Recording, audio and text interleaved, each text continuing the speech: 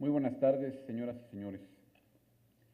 El día de hoy se presentará el reporte final sobre la investigación del lamentable accidente de la aeronave de ala rotativa marca Eurocopter, modelo AS332L Super Puma, matrícula XC-UHM, identificado por el Estado Mayor Presidencial como TPH-06, acontecido el pasado 11 de noviembre de 2011. De acuerdo a las instrucciones del presidente Felipe Calderón y en términos de la normatividad aeronáutica aplicable, se ha llevado a cabo una investigación objetiva, exhaustiva y transparente. La investigación ha sido coordinada por la Secretaría de Comunicaciones y Transportes. En este contexto, la presentación del informe se dividirá en tres partes. En primer lugar, referiré la normatividad internacional y nacional aplicable a las investigaciones de accidentes aéreos. Asimismo, la conformación de la comisión investigadora y el comité designado para llevar a cabo la investigación, las instituciones y los grupos de trabajo que participaron en la misma. En la segunda parte, el capitán Gilberto López Meyer dará a conocer los datos más relevantes sobre la investigación que se realizó en 12 meses de labores. Adicionalmente, indicará las conclusiones alcanzadas por los grupos de trabajo, la causa probable, los factores contribuyentes identificados y las recomendaciones al respecto. En la tercera parte, me referiré a la agenda de trabajo que la SCT está ejecutando para seguir fortaleciendo la regulación y la incorporación de tecnología que está permitiendo incrementar la seguridad de la aviación en el país. Primero, sobre la normatividad aplicable a la investigación. Es muy relevante subrayar que de conformidad con el anexo 13 del Convenio sobre Aviación Civil Internacional, el objetivo de la investigación es determinar la causa probable, sus factores contribuyentes y la realización del informe final para la prevención de accidentes e incidentes. Asimismo, destaco que la investigación se realizó con base en la normatividad nacional e internacional de aviación civil. En virtud de lo anterior, los objetivos y lineamientos se enfocan a las operaciones civiles de las aeronaves, no a operaciones de tipo militar. Se hace esta aclaración debido a que la aeronave accidentada portaba una matrícula civil y la tripulación contaba con licencias expedidas por la Dirección General de Aeronáutica Civil. Sin embargo, la naturaleza y estructura de la organización responsable de la operación es militar.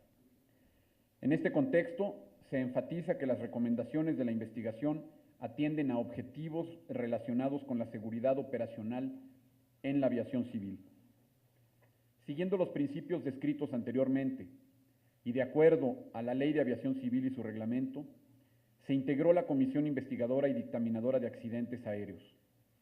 Adicionalmente, el mismo día del accidente, anuncié la integración de un comité de coordinación para la investigación.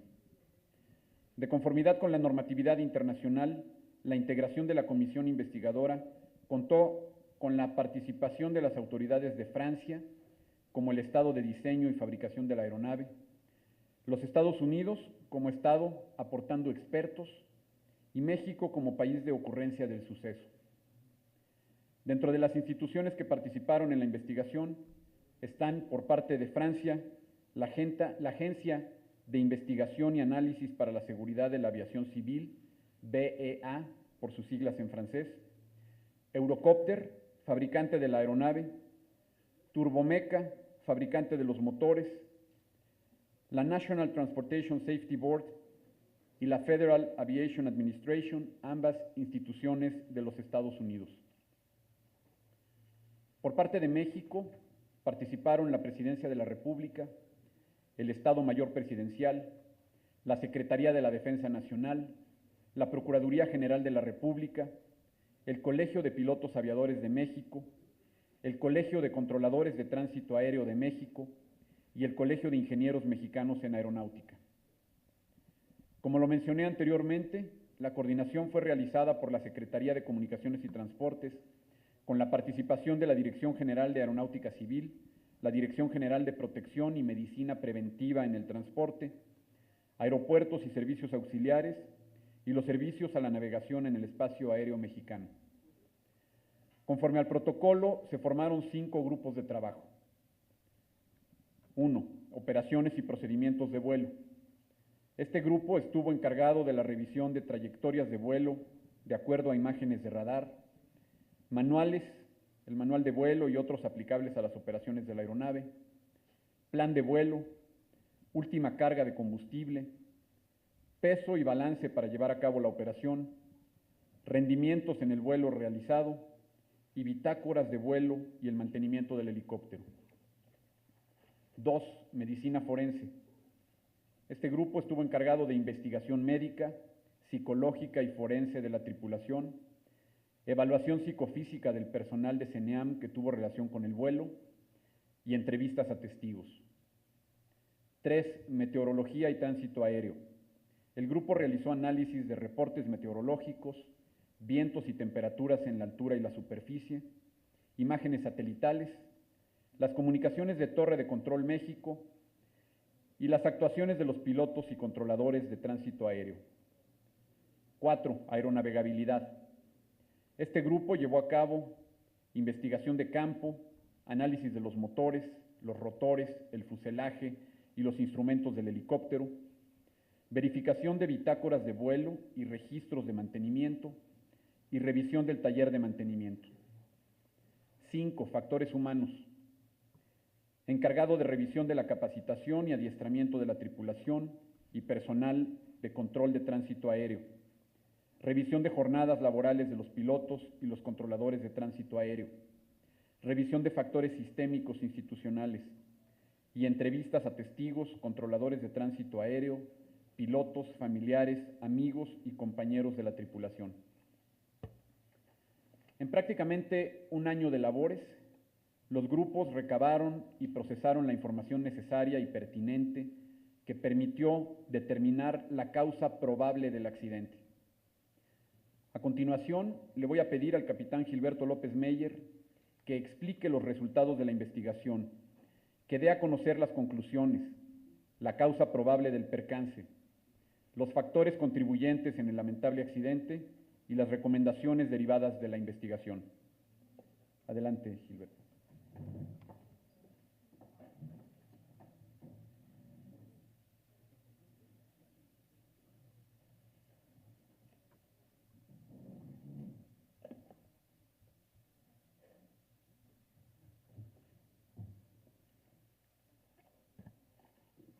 Muchas gracias, señor secretario.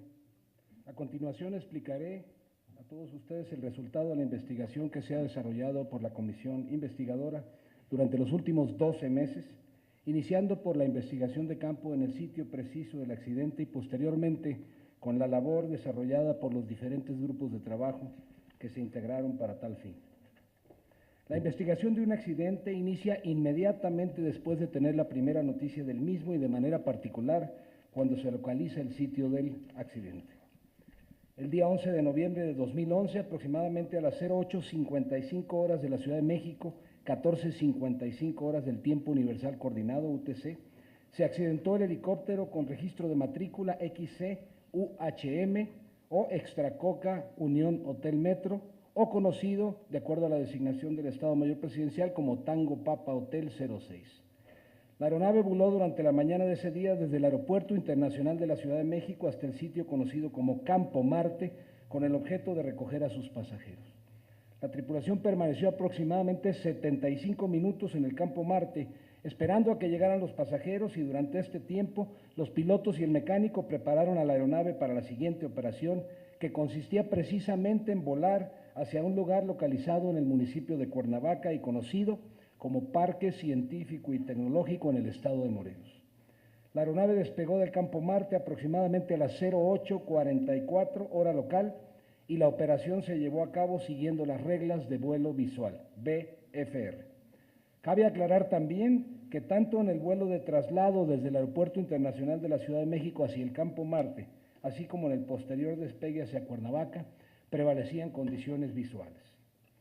Al detectarse que la aeronave no había llegado a su destino, se inició un operativo de búsqueda y salvamento con diversas aeronaves, localizando los restos del helicóptero accidentado aproximadamente a las 11:12 hora local, en una zona deshabitada en las faldas del Cerro Ayaqueme, en las cercanías del poblado Santa Catarina, Ayotzingo, municipio de Chalco, del Estado de México, cerca de los límites con el Distrito Federal.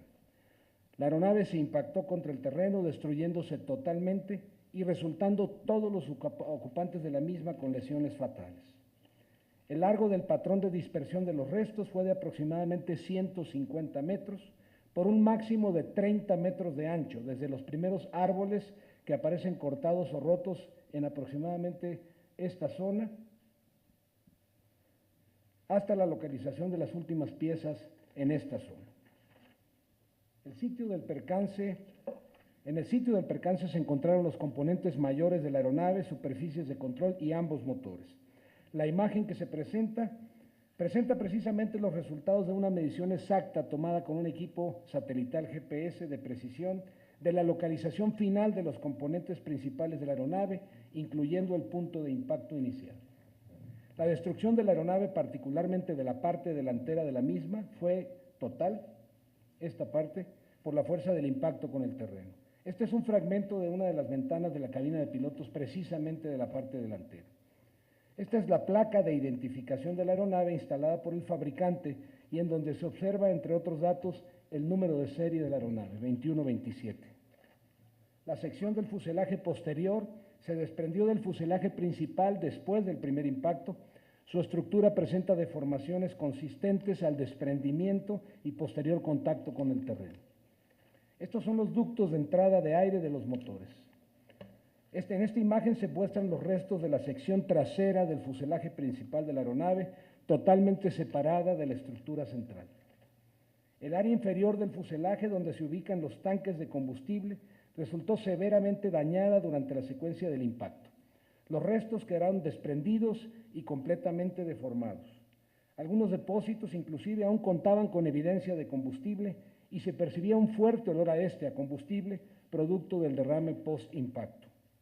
Esta es una fotografía de los restos de la parte central de la aeronave, incluyendo los motores, la cual presenta claramente deformación significativa. No presenta, sin embargo, evidencia de sobrecalentamiento o incendio, y los daños y deformaciones observados son resultado del impacto. Las palas del rotor principal presentaban daños característicos de un impacto contra el terreno cuando están girando con potencia y a alta velocidad. Es importante reiterar también que no se encontró evidencia de fuego o explosión ni en los restos de la aeronave ni en los alrededores del sitio del accidente. Es decir, no se observaron rastros, ni evidencias, ni testimonios de fuego o explosión en vuelo o después del impacto. Tampoco se presentaron marcas de humo, alteraciones en la coloración original de los materiales, ningún rastro de incendio en los arbustos o en las plantas alrededor de la zona. No se observó en los restos de la aeronave fundición de piezas, componentes o materiales. Adicionalmente, tampoco se observaron deformaciones de naturaleza expansiva en los materiales, en la estructura o en los componentes de la aeronave.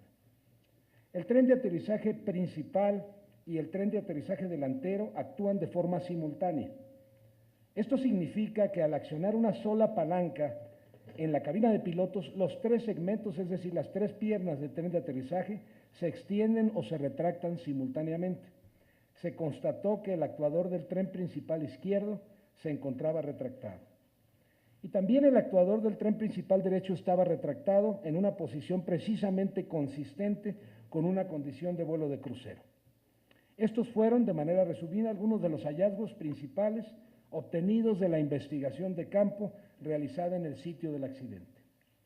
A continuación, presentaremos los diferentes hallazgos y las conclusiones del grupo de operaciones y procedimientos de vuelo. El AS-332L Super Puma es un helicóptero utilitario de tamaño medio, bimotor y con rotor principal de 4 palas, diseñado originalmente a partir del modelo SA-330 Puma. Fue fabricado inicialmente por la compañía francesa Aerospatiale y después por el grupo Eurocopter tras la fusión de ambas empresas. La aeronave en cuestión había sido fabricada en 1984, tenía un número relativamente bajo de horas totales de vuelo y contaba con certificado de aeronavegabilidad vigente hasta el 14 de junio de 2012. Los certificados de aeronavegabilidad se renuevan cada año previo cumplimiento de los requisitos técnicos que señala la normatividad aeronáutica. También contaba la aeronave con un certificado de peso y balance vigente. El piloto al mando, teniente coronel Felipe Bacio Cortés, era un piloto aviador profesional de origen militar con un amplio número de horas de vuelo en su carrera profesional, aproximadamente 5,000 horas totales, muy experimentado en la operación de helicópteros Puma y Super Puma y altamente entrenado. El copiloto, teniente Pedro Ramón Escobar Becerra, era un piloto aviador profesional de origen militar con suficiente experiencia y entrenamiento adecuado para fungir como copiloto en este tipo de operaciones aéreas en helicópteros Puma y Super Puma.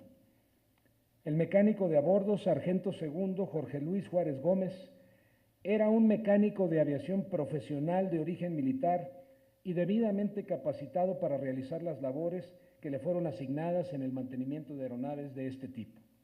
Los tres tripulantes, 2 pilotos y un mecánico, habían cursado adiestramientos recientes durante 2010 y 2011 con resultados satisfactorios.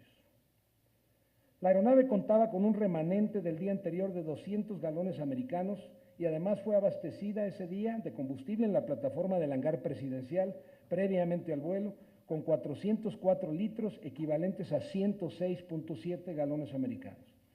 Por ello, y de acuerdo a la revisión de la información disponible y la estimada, es posible concluir que la aeronave al despegar del AICM, del aeropuerto de la Ciudad de México y posteriormente del Campo Marte, sí contaba con el combustible suficiente para realizar todos los vuelos programados. La velocidad indicada aproximada en el momento del impacto era de 103 nudos, de acuerdo a la lectura observada en uno de los velocímetros recuperados del lugar del accidente. Esto equivale a una velocidad absoluta de aproximadamente 120 nudos, lo cual es normal para una condición de vuelo de crucero y consistente además con las últimas lecturas de velocidad absoluta calculadas por el sistema de radar.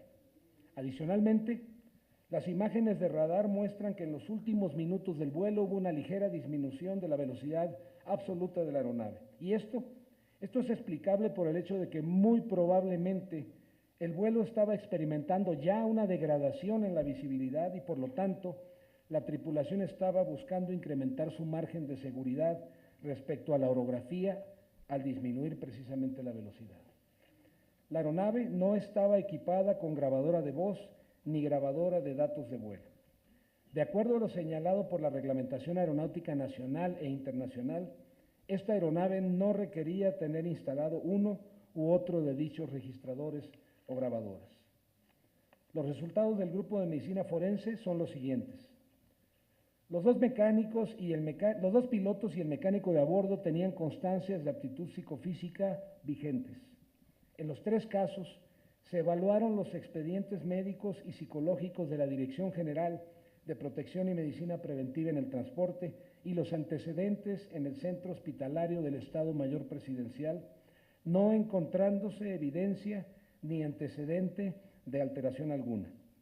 Asimismo, se realizaron los siguientes análisis toxicológicos: identificación y cuantificación de los metabolitos de alcohol etílico y sustancias volátiles por cromatografía de gases, así como examen químico toxicológico por ensayo inmunoenzimático múltiple para cocaína, cannabinoides, benzodiazepinas, anfetaminas, opiáceos y barbitúricos.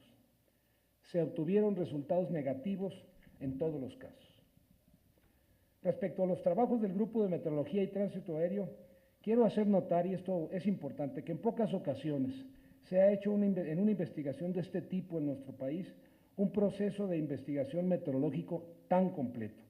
Lo anterior, desde luego, ante la necesidad de esclarecer exhaustivamente las condiciones de visibilidad reducida que pudieron haber afectado a la aeronave involucrada.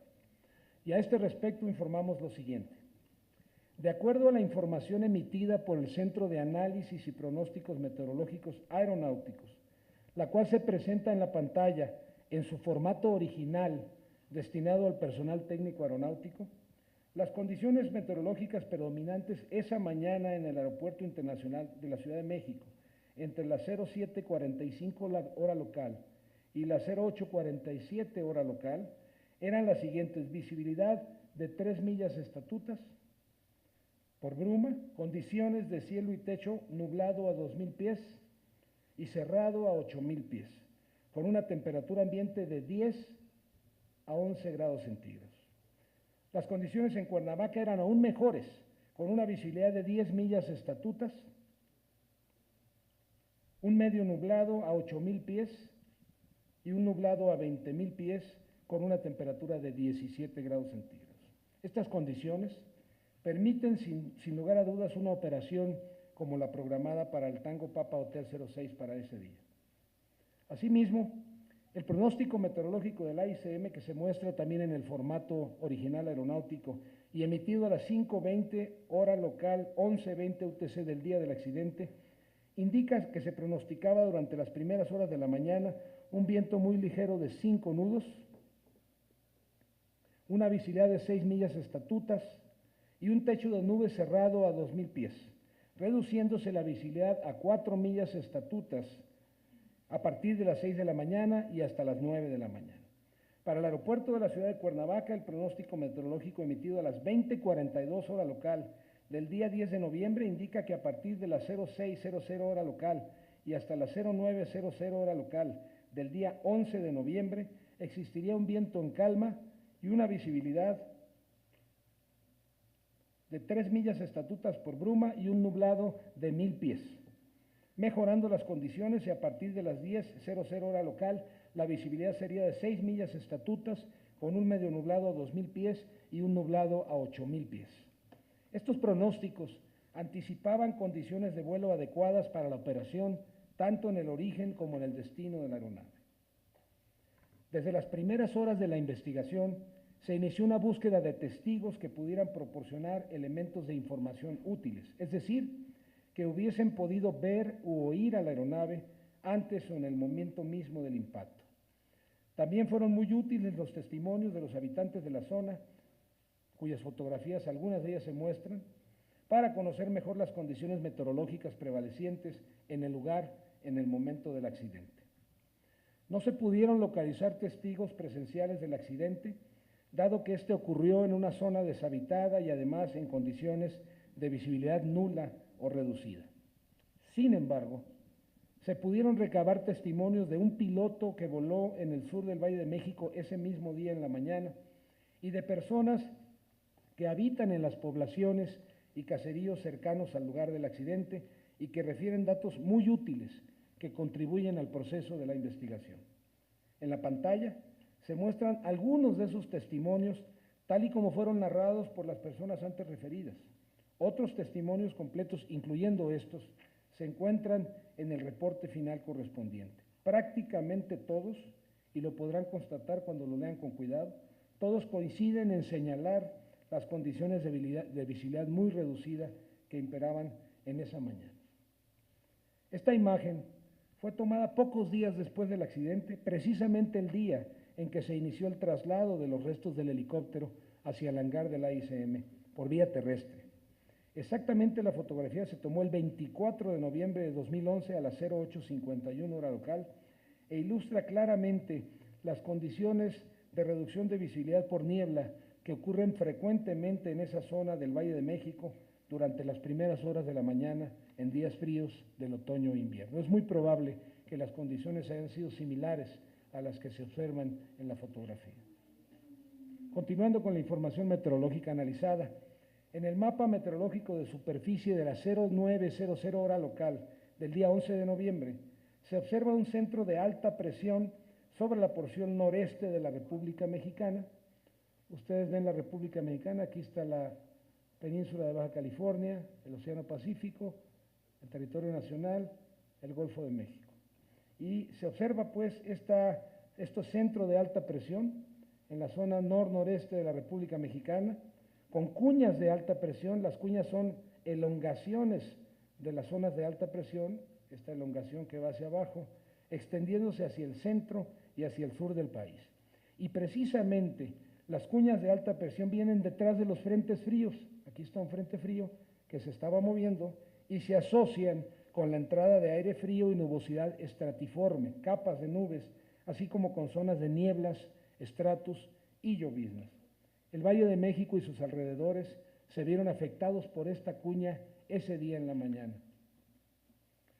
La humedad relativa es otro factor importante meteorológico y es la relación entre el vapor de agua que contiene el aire y la cantidad máxima que puede tener el aire saturado a la misma temperatura. Entre mayor sea la humedad relativa, mayor será la probabilidad de formación de fenómenos de reducción de visibilidad por la presencia de agua en la atmósfera.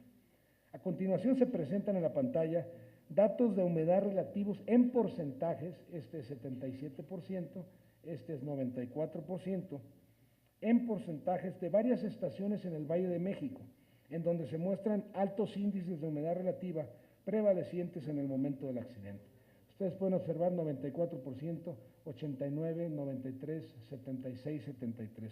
Estos son datos que sugieren claramente o indican claramente un altísimo índice de humedad en la atmósfera, que es precisamente lo que forma la niebla. Estos datos fueron proporcionados por diversas estaciones de Conagua, de la Universidad Nacional Autónoma de México y del CENEAM, y corresponden a alrededor de las 9 horas del día 11 de noviembre de 2001.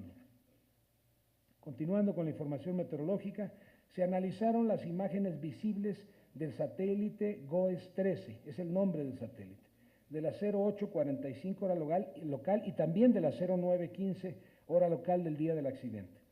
En la imagen que se presenta en la pantalla de la 08:45, 14:45 UTC, se observa una extensa capa de nubes bajas del tipo estratiforme asociado precisamente a la cuña que ya revisamos en el mapa anterior y que cubre totalmente el Valle de México. Este es el Valle de México, aquí está el aeropuerto de la Ciudad de México y aquí está aproximadamente el sitio del accidente. Esta capa cubre la Sierra del Ajusco y los volcanes Popocatépetl y Iztaccíhuatl que están aquí en las partes bajas, pero se pueden observar sus partes altas y sus cúspides, como pueden ustedes observar aquí y como pueden ustedes observar acá. Es decir, estamos hablando de capas de nubes estratiformes, además con una altura baja sobre el terreno.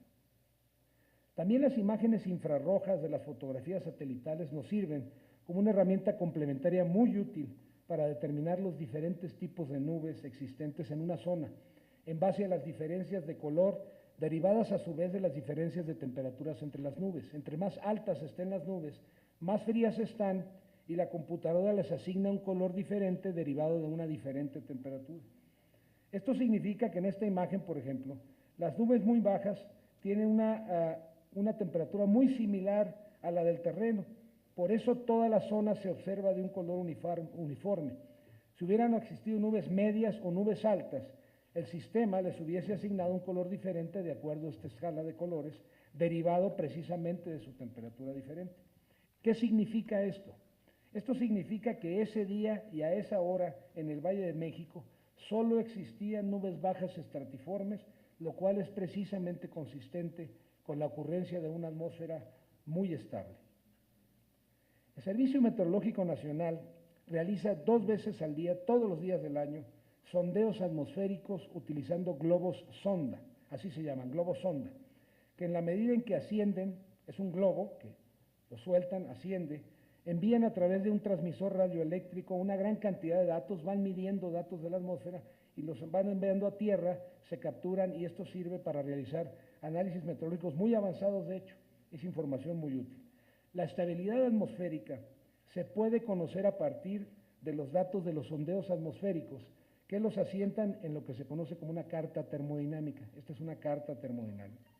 De ese día, de esa hora. Esa es la carta termodinámica que se capturó con el radiosondeo de ese periodo de tiempo. Existen varios métodos para llevar a cabo este cálculo y uno de los más utilizados en los servicios meteorológicos es el conocido como índice de levantamiento. En este caso, el índice de levantamiento, en este caso, en esa mañana, ese día, era de 1.8, lo que indica precisamente una condición muy estable de la atmósfera donde no es probable la ocurrencia de tormentas. En la tabla de la parte inferior, además, se asientan los datos de los vientos y temperaturas en la altura, obtenidos a partir de los datos de ese radiosondeo y asentados en la carta termodinámica de ese día, mismos que confirman, son vientos muy débiles, mismos que confirman las condiciones de mucha estabilidad en la atmósfera en la mañana del día 11 de noviembre de 2011. En adición a lo anteriormente mostrado, otras evidencias que se pudieron recabar con las que se cuenta permiten sostener que hacia el sur del Valle de México, donde voló el helicóptero, las condiciones meteorológicas, particularmente en el rubro de visibilidad por humedad atmosférica, se encontraban degradadas notoriamente. La tendencia de reducción o degradación de la visibilidad era manifiesta, tal y como se aprecia en las siguientes fotografías tomadas con una cámara que se localiza en la parte alta de la Torre Latinoamericana del centro de la Ciudad de México y con dirección aproximadamente hacia el sur. Este es el eje central de la Ciudad de México y esta cámara está apuntando hacia el sur. Permanentemente es una cámara que está tomando fotografías permanentemente y que tiene orientación viendo hacia el sur. En esta imagen que se tomó a las 8 de la mañana y que se muestra en la pantalla es posible observar ya una reducción importante de la visibilidad hacia el sur de la Ciudad de México, que es precisamente la zona donde el helicóptero volaría de oeste hacia el sureste, aproximadamente 45 a 50 minutos más, después de que se tomó esta fotografía. Y esto es muy importante y quisiera que tuvieran cuidado al observarlo, porque es una referencia útil. En esta fotografía todavía se alcanza a observar la silueta del World Trade Center de México, que está dentro del círculo. Aquí está la silueta del World Trade Center de México. Ahora vamos a ver qué pasaba una hora después con la fotografía tomada con la misma cámara, es decir, una hora más y pocos minutos después de que el helicóptero había cruzado por esta zona precisamente. El helicóptero había cruzado por esta zona aproximadamente 10 minutos antes de que se tomó la foto. Y usando el mismo punto de referencia, podemos observar que en esta foto ya prácticamente no se puede distinguir el World Trade Center México. Todas las evidencias anteriormente mostradas, estas fotografías y todo lo anterior, permiten pues reafirmar la hipótesis de que con toda probabilidad el helicóptero encontró visibilidad muy reducida, nula o casi nula, en la última parte del vuelo. Control de tránsito aéreo. Las comunicaciones y los servicios de tránsito aéreo no presentaron anormalidades ni fueron factor contribuyente para este accidente. Se realizó también un cuidadoso análisis de los componentes y sistemas de la aeronave para determinar si pudieron haber existido factores de mantenimiento o fallas de sistemas que afectaran la correcta operación de la propia aeronave. Los análisis se centraron fundamentalmente en la planta motriz, los motores, el sistema pitot estático, así se llama, pitot estático, integrado por los altímetros, los velocímetros y los indicadores de velocidad vertical, el equipo transponder, el equipo de navegación satelital GPS, los reportes de bitácoras, el equipamiento y los procedimientos del taller. Los motores que se ven en la pantalla se encontraron completos y sujetos, además en el área donde van instalados, no se encontró coloración anormal en los componentes visibles del motor. Todos los accesorios, líneas de combustible y de aceite, así como las conexiones eléctricas, se encontraban instaladas en cada uno de los motores. No se localizaron además evidencias de ningún tipo de fuga.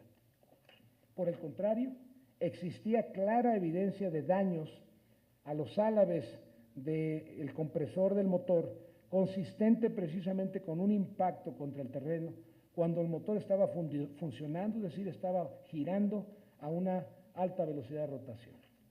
Se revisó también la salida de gases de los motores, no encontrándose daños como pérdida de material o una coloración anormal en los álabes de salida.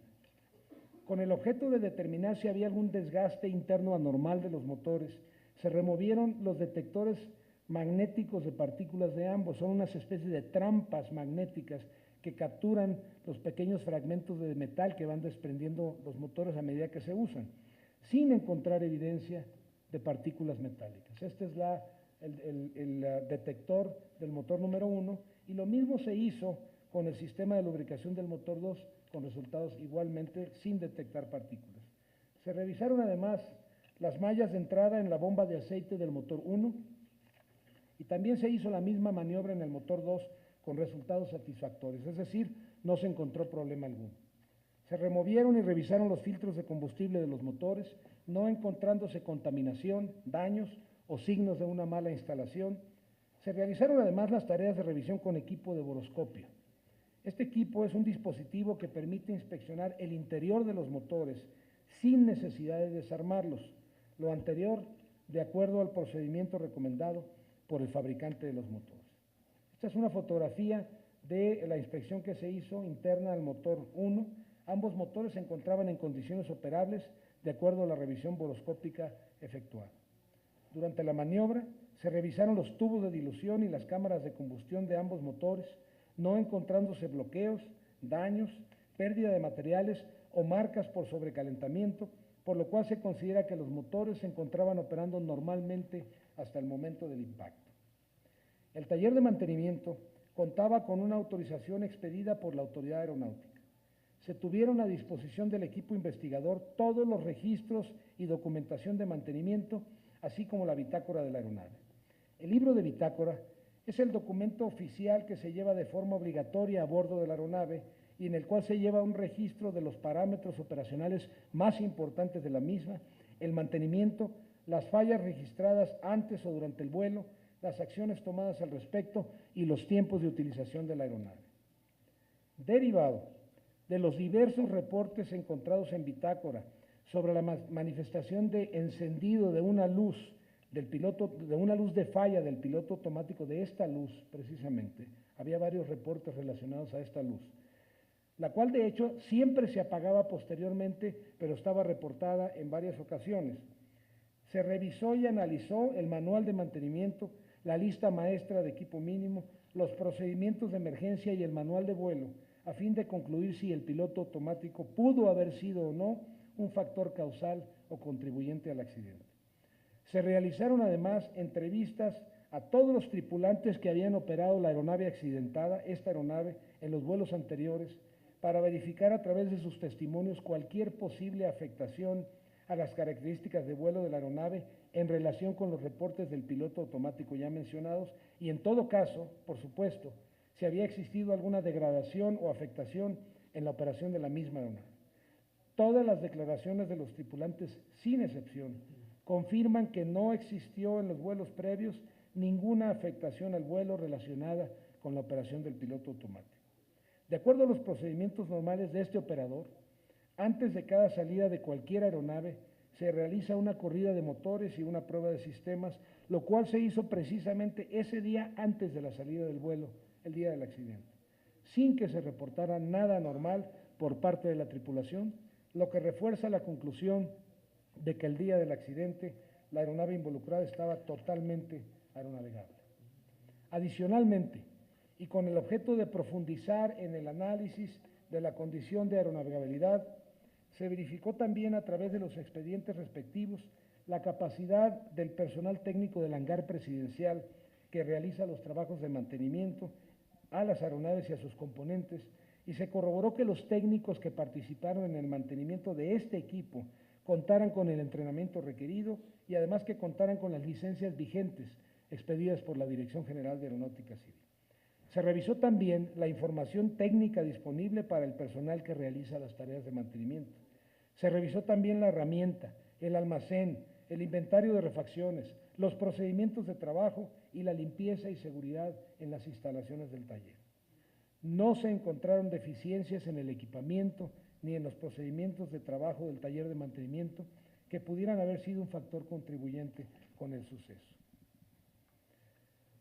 El sistema respondedor o transponder, como se le conoce, es un sistema que funciona en combinación con el sistema de radar utilizado por los servicios de tránsito aéreo. Dicho equipo fue trasladado a un laboratorio en el estado de Virginia, en los Estados Unidos, para su revisión y para su análisis. En dicha facilidad, el equipo fue sometido a una serie de pruebas, en donde pasó exitosamente una prueba funcional que replicaba las condiciones del lugar del accidente. El sistema pitot estático también fue trasladado a laboratorios tanto en Estados Unidos como en Francia para ser analizado, y de manera muy particular los dos altímetros.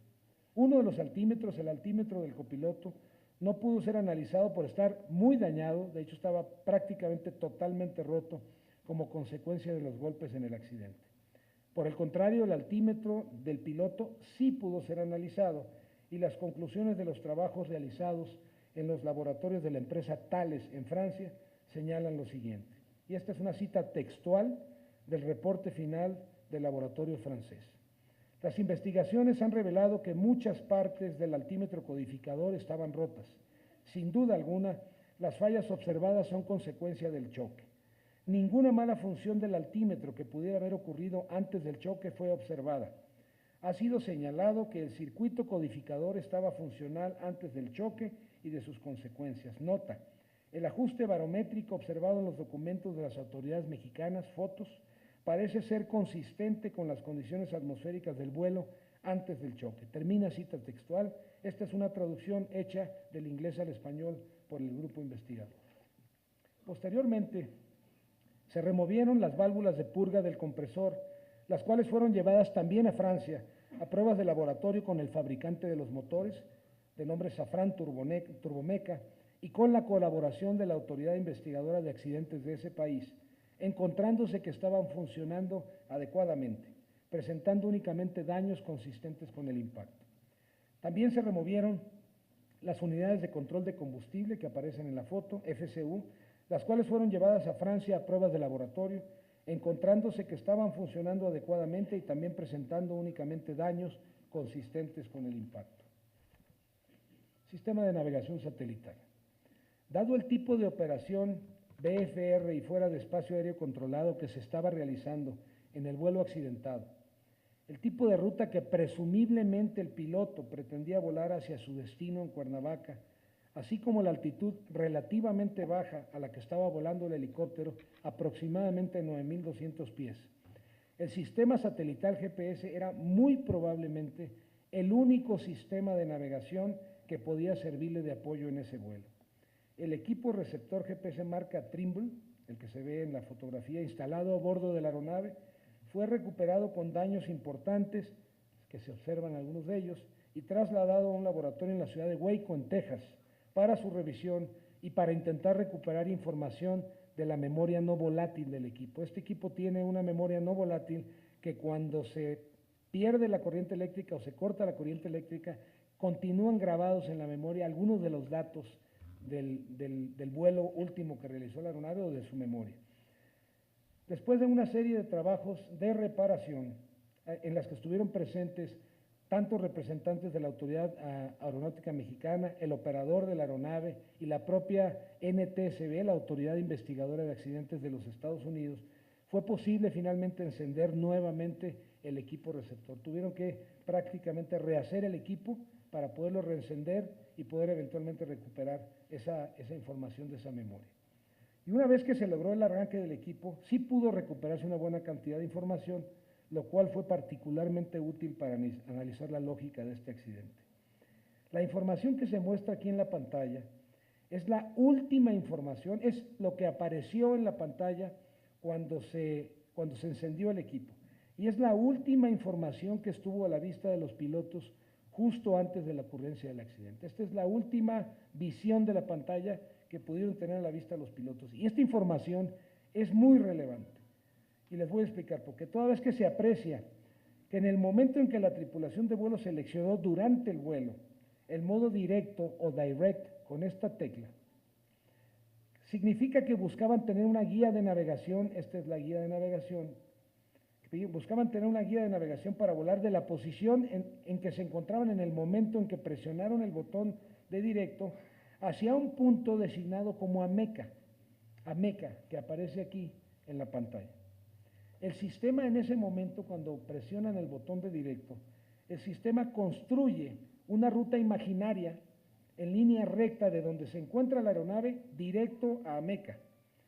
Justo a partir de ese momento, cuando presionaron el botón y el sistema construyó la línea recta imaginaria hacia Ameca, si la aeronave hubiese seguido el rumbo hacia la estación, que aquí está, rumbo hacia la estación, o bearing, como se dice en inglés, la escala de desviación que se muestra en la pantalla, ahorita les voy a explicar esta escala de desviación, se hubiese mantenido con el puntero centrado. ¿Qué significa esto?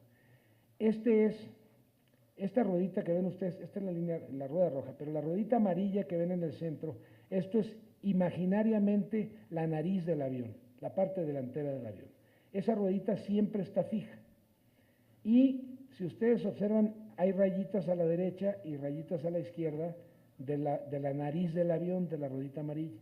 Bueno, En la primera rayita del lado izquierdo de la rueda hay un como puntito más brillante. Ese puntito más brillante indica precisamente la ruta a seguir.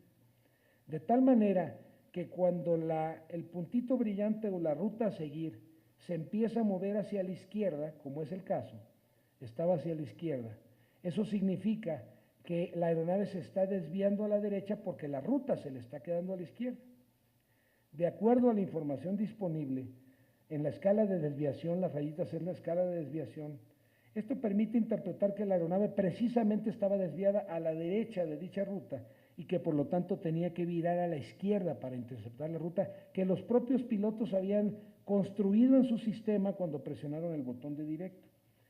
La base de datos que recuperamos en el laboratorio nos indica que esta desviación de prácticamente una unidad a la primera rayita equivalía en ese momento a 0.84 millas náuticas de desviación a la derecha.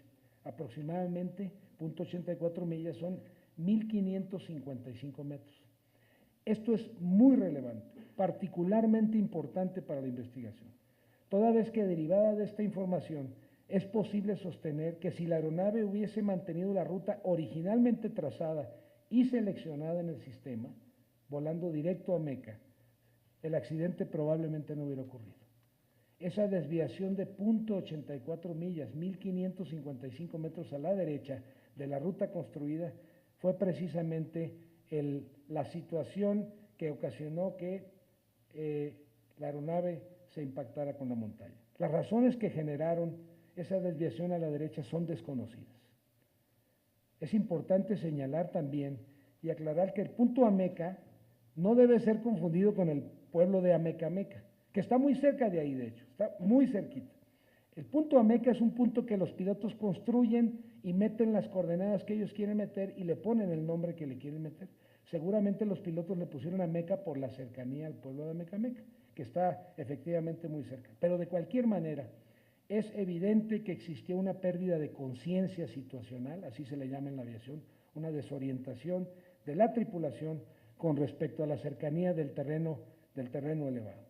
Y adicionalmente, con esa trayectoria de vuelo, aquí viene la trayectoria de vuelo que realmente estaban manteniendo 110 grados cuando debían volar hacia Meca a 101 grados, es decir, estaban volando 9 grados hacia la derecha de como deberían de volar, y eso era lo que estaba haciendo que gradualmente se fueran alejando a la derecha de la ruta que debían de tener, de acuerdo a lo que ellos mismos le habían dicho al sistema que querían volar. Pues justo en ese momento la tripulación tenía el sol justo enfrente y con una elevación muy baja respecto al horizonte y con un alto contenido de humedad en la atmósfera. Eso hace también que haya problemas de visibilidad del terreno a esa hora de la mañana como un factor adicional.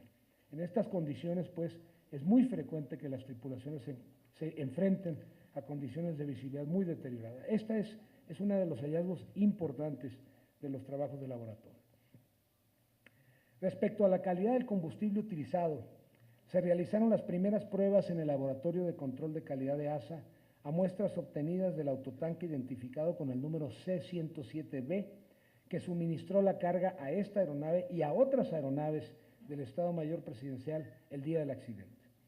Con base en lo anterior, se concluyó preliminarmente que el combustible suministrado a este helicóptero sí cumplía con las especificaciones de calidad establecidas y este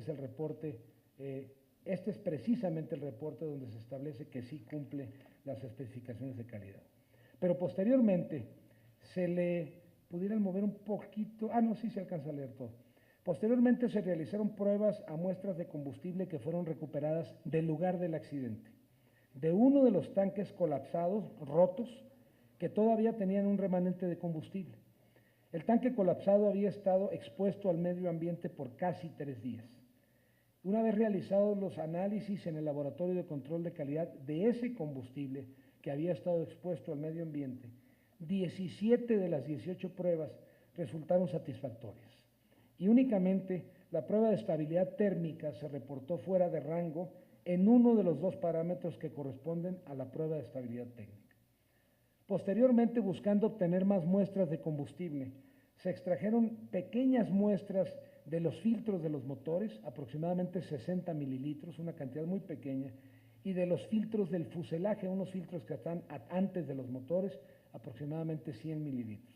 Sin embargo, esta cantidad era demasiado pequeña para poder repetir las pruebas de laboratorio en los laboratorios de control de calidad de ASA. Por eso, debido a las cantidades limitadas de combustible que se pudieron recuperar de los filtros de los motores y del fuselaje izquierdo, así como a los resultados fuera de especificación de la muestra obtenida en el tanque roto en el lugar del accidente, se buscó el apoyo de la autoridad investigadora de los Estados Unidos, de la NTSB, para indagar si había algún otro laboratorio que pudiera contribuir a esta investigación. La NTSB recomendó la participación de un laboratorio que se llama el Laboratorio de Investigación de la Agencia de Petróleo de la Fuerza Aérea de los Estados Unidos. Adicionalmente, este laboratorio tiene una colaboración muy estrecha con otro instituto de investigación que está cerca en el estado de Ohio, con el Instituto de Investigación de la Universidad de Dayton, en Ohio. Los resultados detallados de todas estas pruebas se presentan en los reportes que emitió tanto la Fuerza Aérea Norteamericana como la Universidad de Dayton, mismos que se encuentran en los anexos del reporte final, al cual todos ustedes van a tener, por supuesto, absoluto acceso. Estos resultados confirmaron que el combustible que se suministró del autotanque C-107B cumple cabalmente con la especificación vigente y que el combustible recuperado del tanque roto en el lugar del accidente no cumple con el parámetro de estabilidad térmica, 1 de 18. 17 cumple, 1 no cumple. Adicionalmente, y esto se observa en la copia escaneada del documento original, este laboratorio concluyó que no hay indicaciones de que el combustible haya sido un factor contribuyente en este accidente y que en todo caso la estabilidad térmica lleva a mayores gastos de mantenimiento. Este reporte también señala que posiblemente algún compuesto orgánico tuvo contacto con el combustible en el lugar del accidente debido a la rotura del tanque, lo que generó una falla de estabilidad térmica de las muestras recuperadas del tanque roto.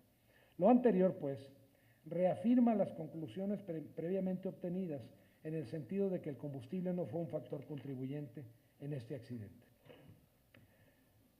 El grupo de factores humanos concluye lo siguiente. Permítanme.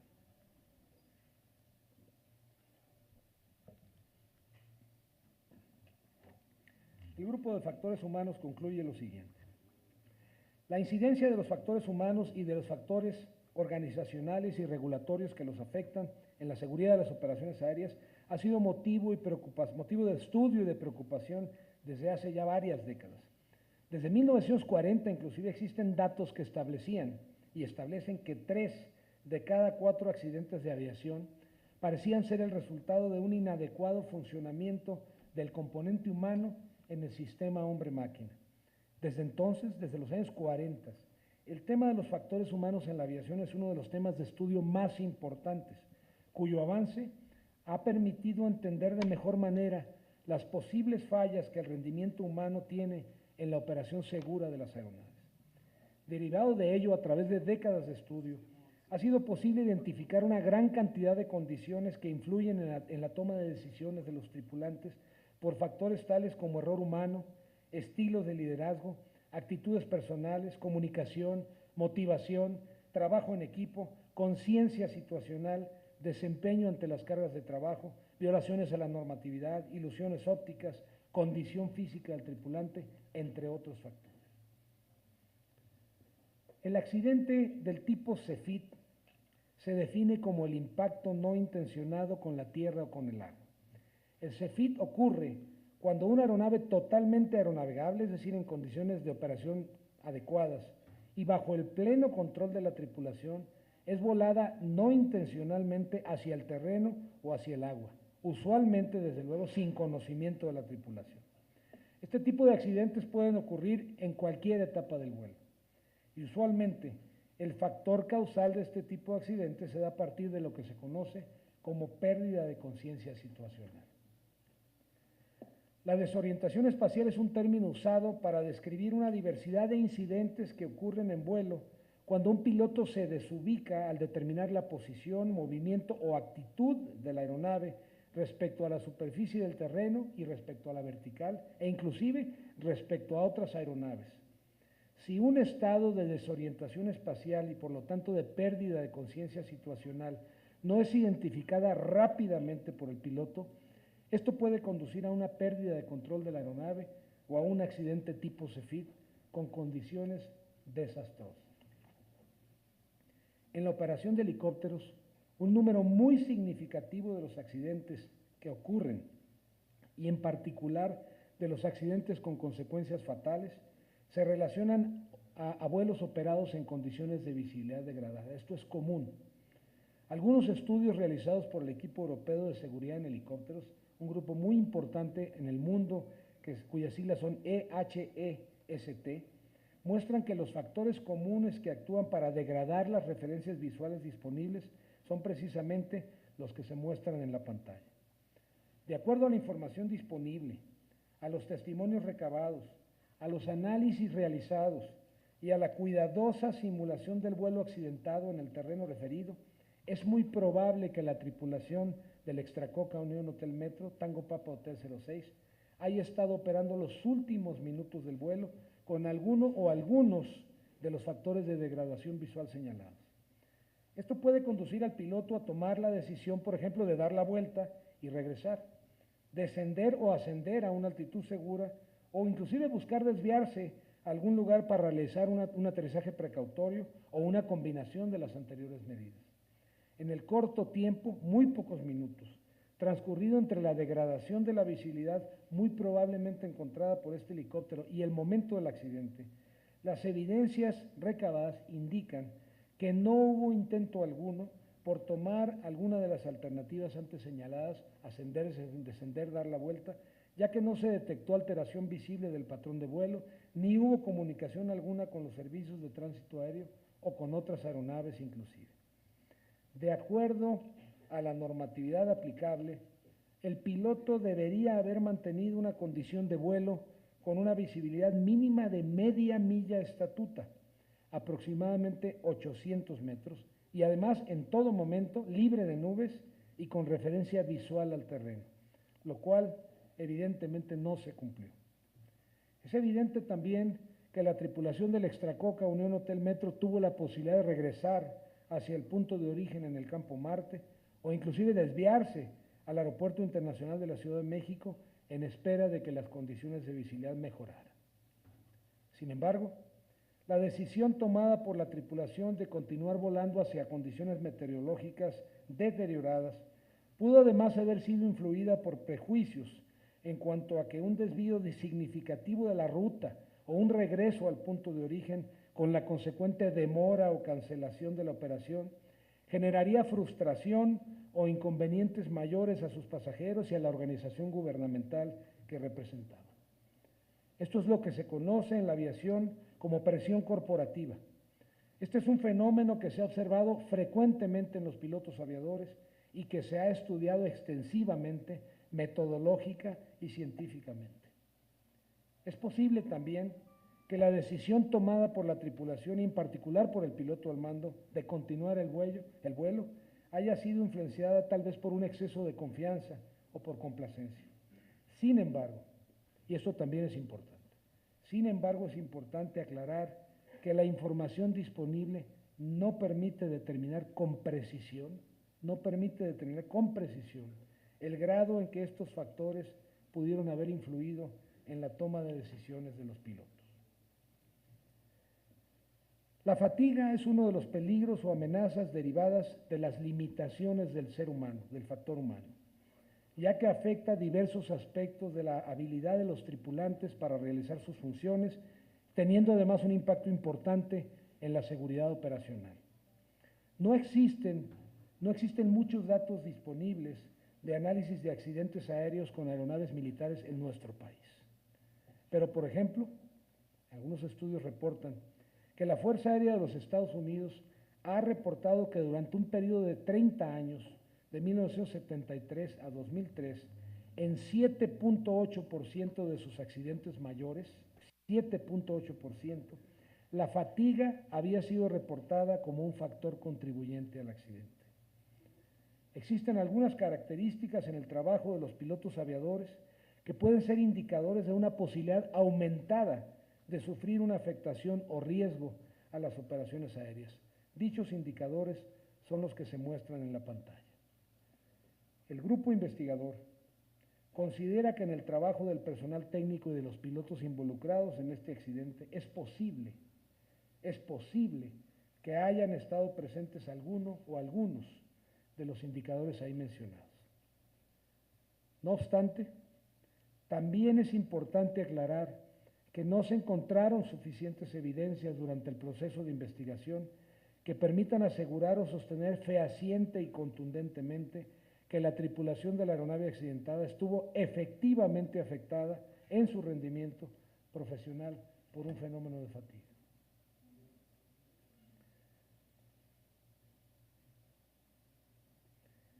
Utilizando la información de radar disponible y con la ayuda de la Institución de Investigación Aeronáutica Mitre en los Estados Unidos, se desarrolló una recreación por computadora que permite visualizar el vuelo realizado desde el despegue hasta el momento mismo del accidente. A continuación presentaremos el resultado de un estudio que se realizó a solicitud del gobierno mexicano por la Institución de Investigación Aeronáutica Mitre de los Estados Unidos a través de su Centro para el Desarrollo de Sistemas Avanzados de Aviación.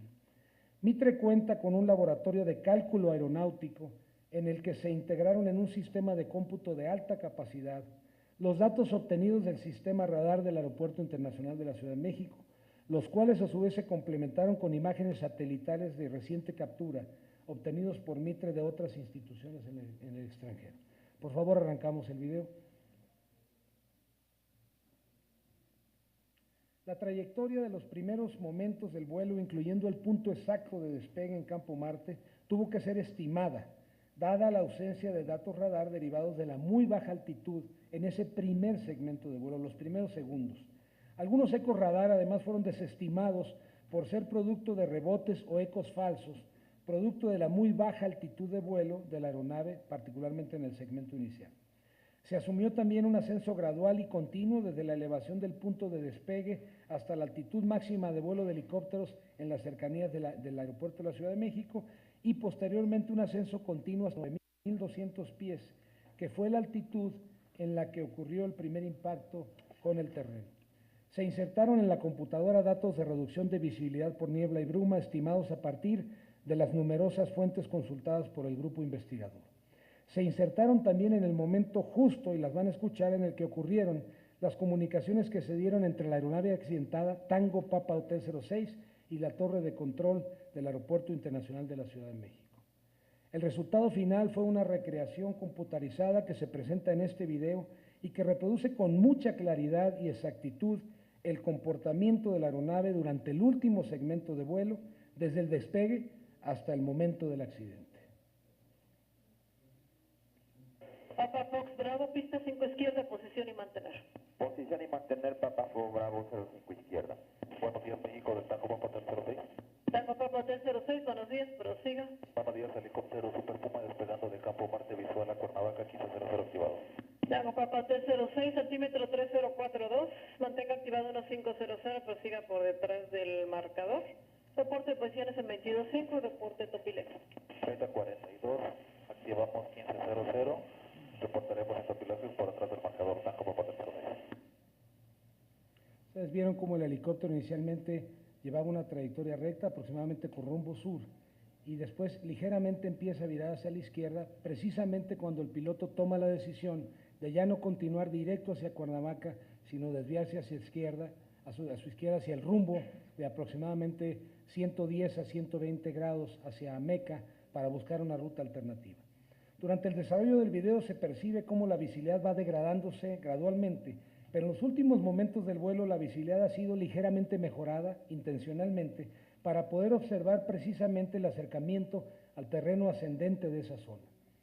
Tal y como se desprende de los datos del sistema radar, así como de la recreación computarizada, no existe evidencia alguna de alteración en el patrón o trayectoria de vuelo que sugiriera que los pilotos pudieran haberse dado cuenta del acercamiento al terreno e intentar una maniobra evasiva. El helicóptero simple y sencillamente continuó volando en condición de vuelo recto y nivelado hasta el primer impacto con la montaña. Ahí lleva un rumbo de aproximadamente 110 grados. Es importante enfatizar nuevamente que la visibilidad real fue mejorada precisamente para que se pueda observar en la recreación el acercamiento. Esta es la vista de la cabina y bueno, ahí se observan los últimos segundos del vuelo antes del impacto.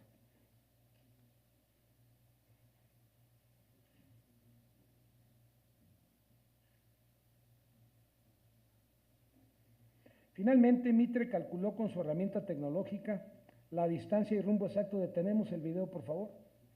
Finalmente, Mitre calculó con su herramienta tecnológica la distancia y rumbo exacto del sitio del impacto, que es el sitio del impacto, a el punto denominado Ameca, que es el que estaba en la memoria no volátil del sistema GPS. Esta información fue comparada precisamente con la información que mostraba el sistema GPS y a continuación explicaremos el resultado de esa comparación. Ponemos la siguiente diapositiva, por favor.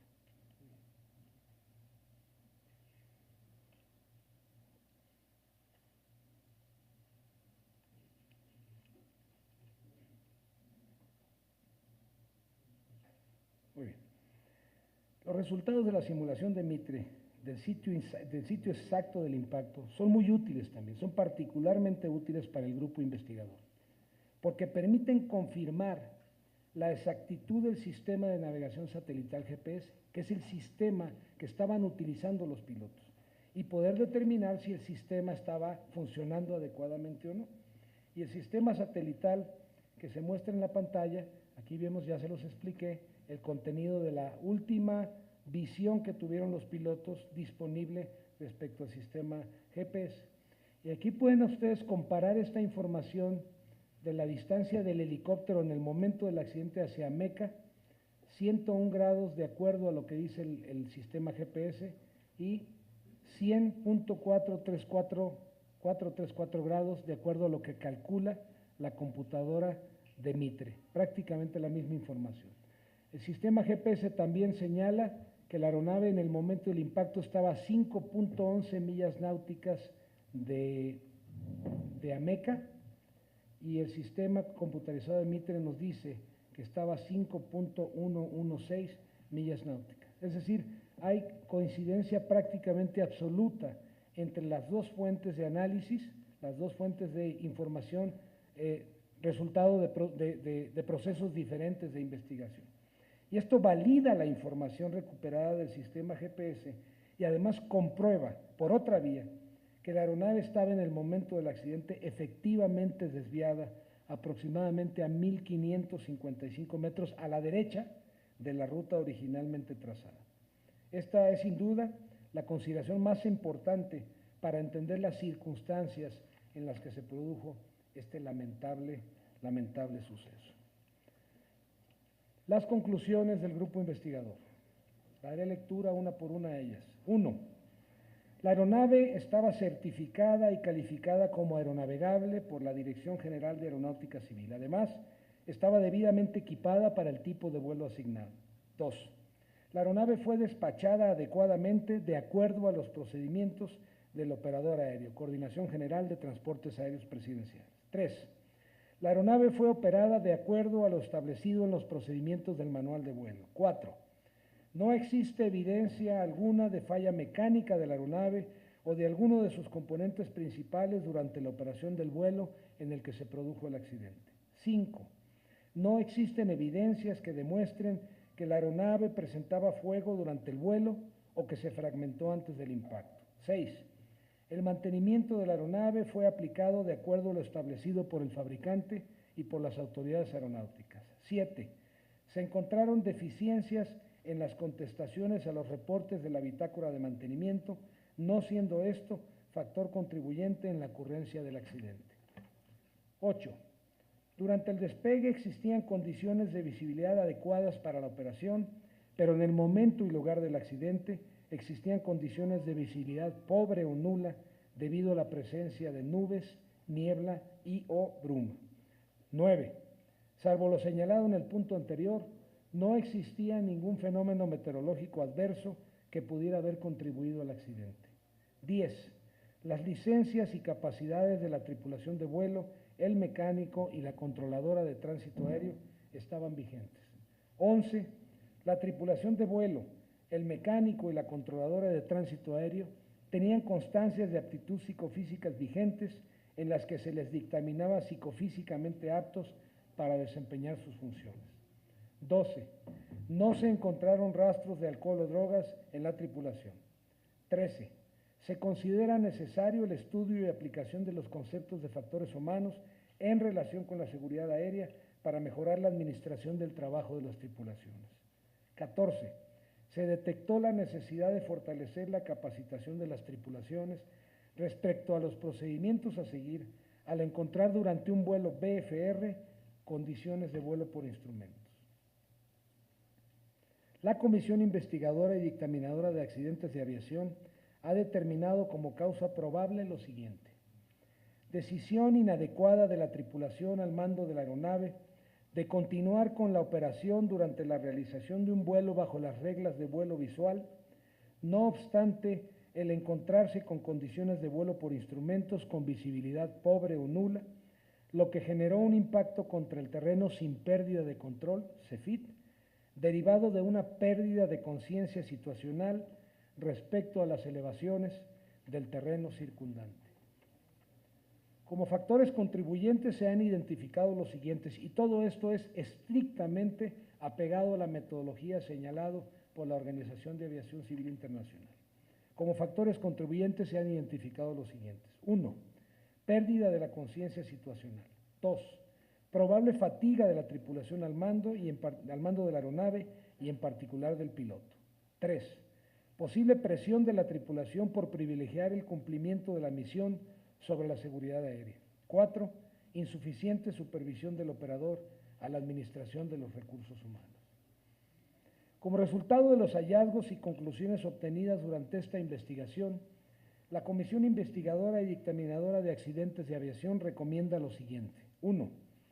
El Poder Legislativo Federal deberá considerar hacer las modificaciones legales necesarias para fortalecer la capacidad legal de la Autoridad Aeronáutica para realizar inspecciones y verificaciones técnico-administrativas a los operadores aéreos de aeronaves de Estado distintas de las militares. En tanto se formalizan las modificaciones legales necesarias, debe promoverse la adecuada coordinación a través de convenios entre la Autoridad Aeronáutica y este tipo de operadores aéreos. 2. Continuar fortaleciendo la capacidad operativa y de supervisión, así como la disponibilidad de recursos humanos, financieros y materiales de la Autoridad Aeronáutica. 3. Continuar con la provisión a CENEAM de los recursos necesarios a fin de que amplíe los servicios de control y procedimientos para helicópteros en las zonas con mayor operación. 4. La Autoridad Aeronáutica deberá considerar realizar las modificaciones normativas necesarias para que los operadores aéreos de aeronaves de Estado distintas de las militares sean considerados por esta como si fueran permisionarios para efectos del cumplimiento de los requisitos técnicos de seguridad. 5.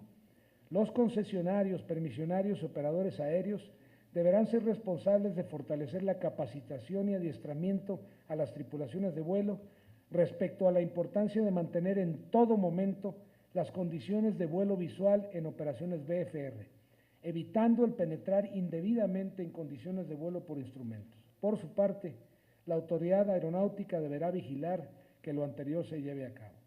6.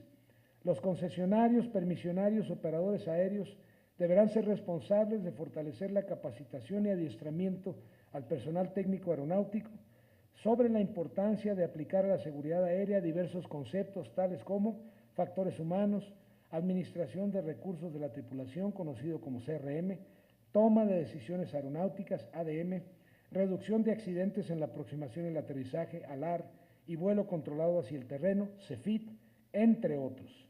Por su parte, la Autoridad Aeronáutica deberá vigilar que lo anterior se lleve a cabo. 7. La Autoridad Aeronáutica y la Autoridad Laboral deben requerir a los concesionarios, permisionarios y operadores aéreos que se implemente un adecuado manejo de las jornadas de servicio, vuelo y de descanso de las tripulaciones, tomando en cuenta además la adecuada asignación de servicios de reserva o alerta. 8. La Autoridad Aeronáutica debe continuar la implantación del Programa de Seguridad Aérea del Estado, State Safety Program, SSP, propuesto por la OASI. 9. Los operadores aéreos de aeronaves de Estado distintas de las militares deben tomar las medidas adecuadas e invertir los recursos necesarios para modernizar o equipar su flota aérea con los recursos tecnológicos de seguridad aérea de última generación, incluyendo, en los casos en los que sea viable, la instalación de registradores de voz y de datos de vuelo. Iniciando por aquellas aeronaves que transporten funcionarios particularmente relevantes para la economía o la seguridad nacional, así como aplicar estándares de operación iguales o similares a los aplicados por los permisionarios de transporte aéreo. Asimismo, los operadores aéreos de aeronaves de Estado deberán emitir lineamientos para el transporte de altos funcionarios. 10. Los operadores aéreos de aeronaves de Estado distintas de las militares deben establecer procedimientos claros tendientes a evitar la presión corporativa, orientados a la seguridad operacional por encima de la obligatoriedad en el cumplimiento de la misión, introduciendo herramientas como las contempladas por los sistemas de gestión de la seguridad operacional, SMS, Safety Management System. 11. La autoridad aeronáutica debe continuar con la implementación del sistema de gestión de la seguridad operacional, SMS, Safety Management System, para hacerlo obligatorio para los operadores aéreos de aeronaves de Estado distintas de las militares. Termina así la presentación, señor secretario, del proceso de investigación y parte concluyente del reporte final emitido por la Comisión Investigadora y Dictaminadora de Accidentes de Aviación. Me pongo a sus órdenes y a la de todos los presentes para cualquier comentario, duda o aclaración a este respecto. Muchas gracias.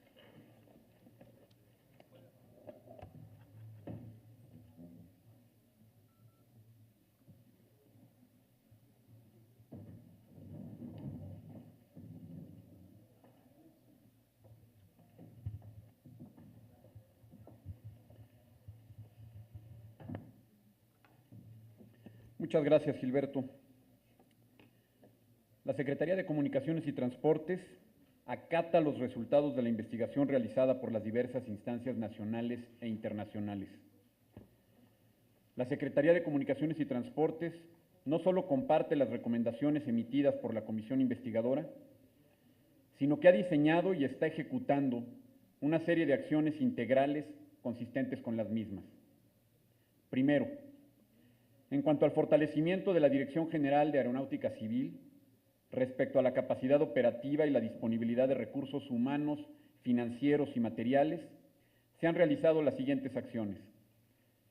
Entre 2010 y 2012 se contrataron 168 plazas de inspectores, de las cuales 35 están dedicadas a la implementación del Sistema de Gestión de la Seguridad Operacional, Safety Management System, o SMS por sus siglas en inglés.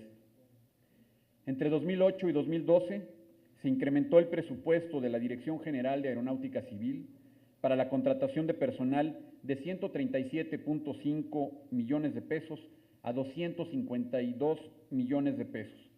Esto implica un aumento de 83.3%. Asimismo, el presupuesto de recursos materiales se incrementó de 27.6 a 68.7 millones de pesos, lo que representa un aumento de 248%.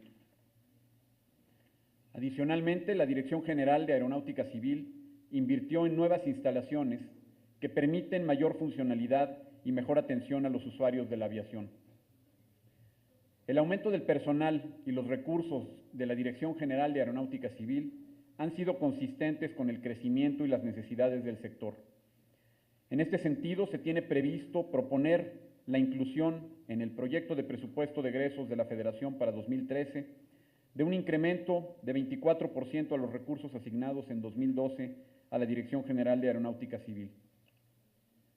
Segundo, en lo que se refiere a las recomendaciones sobre la seguridad operacional, la Secretaría de Comunicaciones y Transportes ha puesto en marcha tanto el referido Sistema de Gestión de la Seguridad Operacional como el Programa de Gestión de la Seguridad Operacional del Estado, o State Safety Program, o SSP por sus siglas en inglés.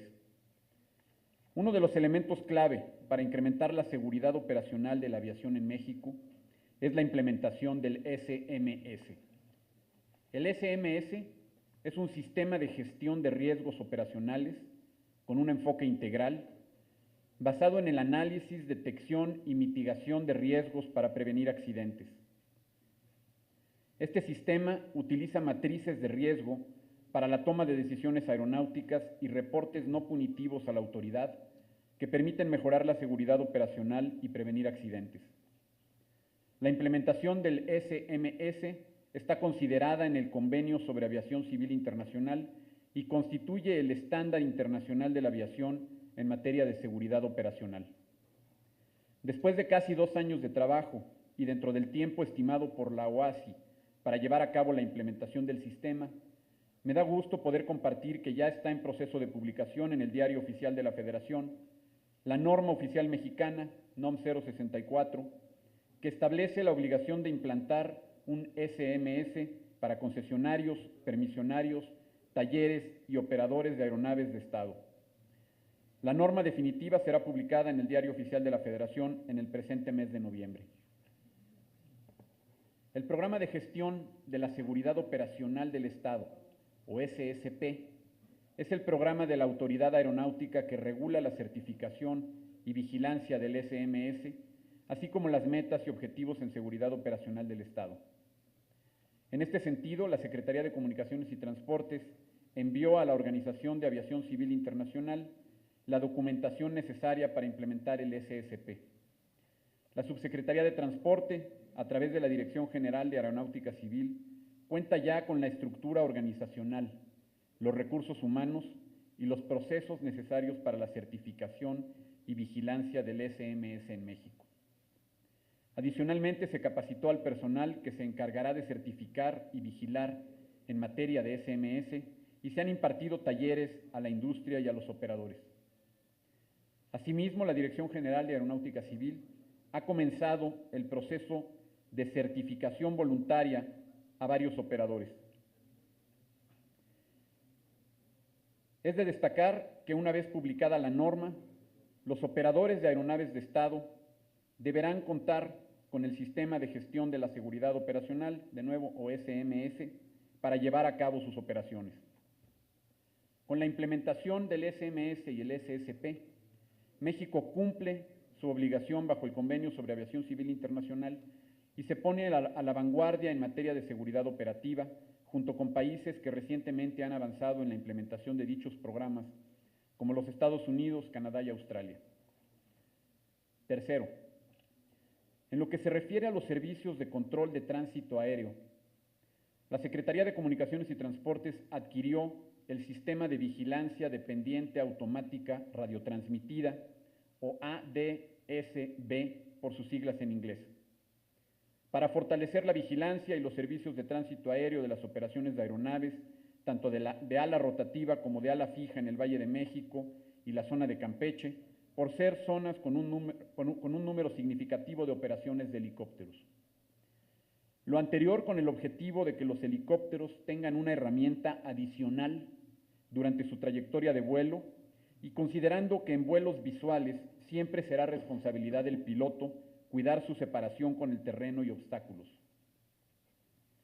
El sistema ADSB funciona por medio de señal satelital, asegurando que los usuarios que estén equipados puedan ser captados por las pantallas de radar. El uso de esta tecnología es parte de la Agenda Internacional para el Futuro de la Navegación basada en sistemas satelitales, misma que es promovida por la OASI y en unos años su adopción será obligatoria. A diferencia del radar, que funciona a través de rebotar ondas de radio desde antenas terrestres para después interpretar las señales reflejadas, el ADSB utiliza tecnología de punta basada en sistemas de navegación satelital global y un enlace de comunicaciones de transmisión simple como sus componentes principales. La precisión del ADSB no se degrada con la distancia, condiciones atmosféricas o la altitud de las aeronaves. Asimismo, los intervalos de actualización no dependen de la velocidad de rotación o confiabilidad de la antena mecánica. En una primera etapa, el ADSB permitirá una vigilancia más precisa y confiable. En una segunda etapa, los usuarios equipados podrán tener acceso a las funcionalidades de valor agregado, como la información de tráfico en tiempo real y la información esencial de vuelo en la que podrán obtener datos meteorológicos, de cartas aeronáuticas y del terreno. Como complemento a este proyecto, actualmente se está instalando una nueva posición de control dentro de la Torre de Control México, que estará exclusivamente dedicada al monitoreo del tráfico aéreo de helicópteros. Los controladores aéreos complementarán sus labores con el equipo ADS-B una vez que el sistema esté instalado y listo para operar a finales de 2013. Con la puesta en operación de este sistema, México estará a la vanguardia en materia de navegación aérea, optimizando el uso del espacio aéreo, incrementando la seguridad operativa y haciendo más eficientes las operaciones aéreas. La Dirección General de Aeronáutica Civil está desarrollando conjuntamente con el CENEAM la norma oficial mexicana que regulará el funcionamiento del sistema ADS-B y que establece un calendario de adopción obligatoria de la tecnología por parte de los operadores. Cuarto, adicionalmente, por instrucciones del presidente Calderón, la Secretaría de Comunicaciones y Transportes ha iniciado los trabajos para crear una división de investigación de accidentes en el transporte dentro de la estructura del Instituto Mexicano del Transporte. La misión de la División de Investigación de Accidentes en el Transporte será coadyuvar en la prevención de accidentes relacionados con todas las modalidades de transporte en México.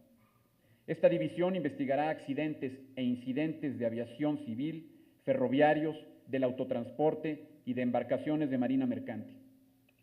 Las atribuciones y responsabilidades de la División de Investigación de Accidentes en el Transporte están orientadas principalmente a determinar la causa probable de los accidentes de las diversas modalidades de transporte, formular recomendaciones para mejorar la seguridad operativa en el transporte, conducir estudios especiales en problemas de seguridad operacional, integrar las estadísticas oficiales de accidentes en el transporte, evaluar la efectividad de la regulación en materia de seguridad operacional de los medios de transporte con base en las estadísticas y datos de los accidentes, y tener disponibilidad para realizar investigaciones las 24 horas y los 365 días del año. Con la creación de la División de Investigación de Accidentes en el Transporte, México se incorpora a las mejores prácticas internacionales en la investigación de accidentes. Países como Australia, los Estados Unidos y Canadá cuentan con agencias dedicadas a la investigación y prevención de accidentes en las diversas modalidades de transporte. Asimismo, quisiera destacar que esta división contará con autonomía técnica respecto de la Secretaría de Comunicaciones y Transportes, lo que contribuirá a fortalecer la estructura institucional en las entidades reguladoras del transporte y se traduce en los siguientes beneficios. Se generan condiciones para la preparación de investigadores y para desarrollar una alta especialización técnica para realizar investigaciones. Se fortalece la consistencia y homogeneidad de metodologías, procedimientos y criterios en materia de investigación de accidentes. Se dota de mayor autonomía técnica y operativa a la División de Investigaciones respecto de las autoridades reguladoras de las diversas modalidades de transporte. Se generan economías de escala en cuanto al uso de recursos, conocimiento e infraestructura, ya sea en laboratorios, administración o comunicación, en materia de investigación de accidentes en el transporte. Y se aprovechan los recursos, estructura y experiencia del Instituto Mexicano del Transporte. De conformidad con la Ley Federal de Procedimiento Administrativo, la Secretaría de Comunicaciones y Transportes ha iniciado los trámites correspondientes para la publicación en el Diario Oficial de la Federación del decreto que crea la División de Investigación de Accidentes en el Transporte. Quinto, a principios de 2012, México se integró al Grupo Internacional de Seguridad Operacional de Helicópteros, o International Helicopter Safety Team, grupo integrado por autoridades aeronáuticas de todo el mundo, así como fabricantes, operadores y organizaciones de la aviación. Esta iniciativa tiene como objetivo la reducción de los índices de accidentes en la operación de helicópteros civiles. Entre los beneficios que México tendrá por formar parte del grupo están tener acceso a las herramientas desarrolladas por el grupo, participar en talleres con el fin de compartir experiencias y lecciones adquiridas para la reducción de accidentes, acceder a la base de datos de los países miembros y de los principales fabricantes de helicópteros para consultar información sobre horas de vuelos, número de accidentes, así como sus índices y causas probables, y apoyar la elaboración de la matriz de incidencia de accidentes y horas de vuelo para definir una estrategia de reducción de accidentes e incidentes de helicópteros. Señoras y señores, con el informe que se presentó hace unos momentos, termina el proceso de investigación sobre el lamentable accidente acontecido el 11 de noviembre del año pasado. A nombre del Gobierno federal, reitero el más sentido pésame a los familiares de los compañeros que perdieron la vida en ese lamentable accidente. Asimismo, expreso un profundo reconocimiento a todas las personas e instituciones involucradas en la investigación. Su participación y profesionalismo han permitido que se cumpla a cabalidad con la instrucción del presidente Felipe Calderón de llevar a cabo una investigación objetiva, exhaustiva y transparente. También deseo realizar un agradecimiento particular al Estado Mayor Presidencial por el profesionalismo y la transparencia con la que su personal contribuyó en la investigación realizada. Del mismo modo, ratifico el compromiso de la Secretaría de Comunicaciones y Transportes por continuar con las labores de seguimiento a la implementación de las recomendaciones contenidas en el dictamen final de la investigación. El fortalecimiento de las instituciones y de la regulación es una tarea permanente que requiere un esfuerzo de mejora continua. Con las acciones que acabo de dar a conocer, se están fortaleciendo aún más nuestras instituciones y nuestra regulación en beneficio de la seguridad de las operaciones en la aviación. Muchas gracias y estamos a sus órdenes para la sesión de preguntas.